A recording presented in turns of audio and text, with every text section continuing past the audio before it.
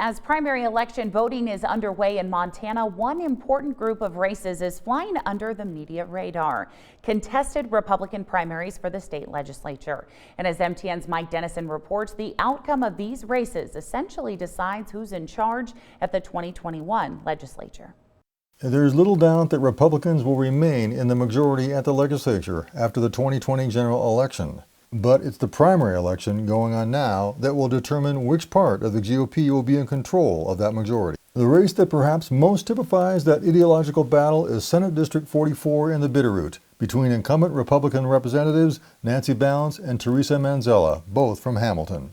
Balance, a retired business executive and chair of the powerful House Appropriations Committee, says she's a reliable conservative, but that she looks first at her constituents' economic, healthcare, and education needs. It comes not from just my principles and what I think is right for the people I represent.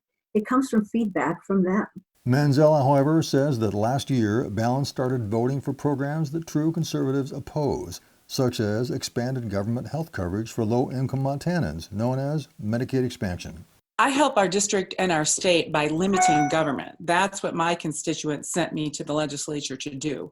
Across Montana, there are 33 contested Republican primaries for seats in the legislature. Like Senate District 44, many of them are in heavily Republican areas, like the Flathead Valley or eastern Montana. That means the winner of the June 2nd primary will probably win the seat in the fall general election.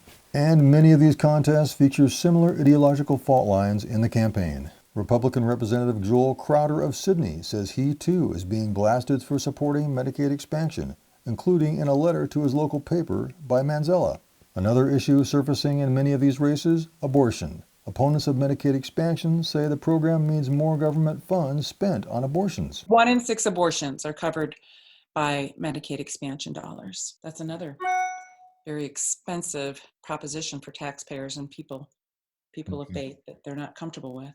Balance and others who voted for the expansion in 2019 correctly note that Medicaid covered some abortions in Montana before the expansion, and they say nothing has really changed.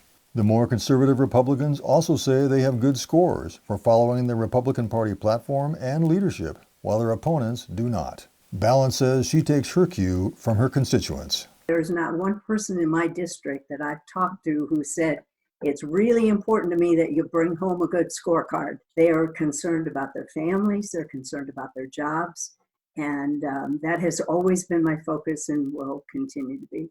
Of course, every one of these contested GOP legislative primaries is different, with its own issues and personalities.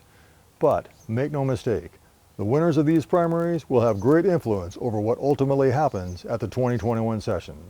Reporting from Helena, Mike Dennison, MTN News. And of course, mail voting is already underway and ballots are due back to county election offices by June 2nd.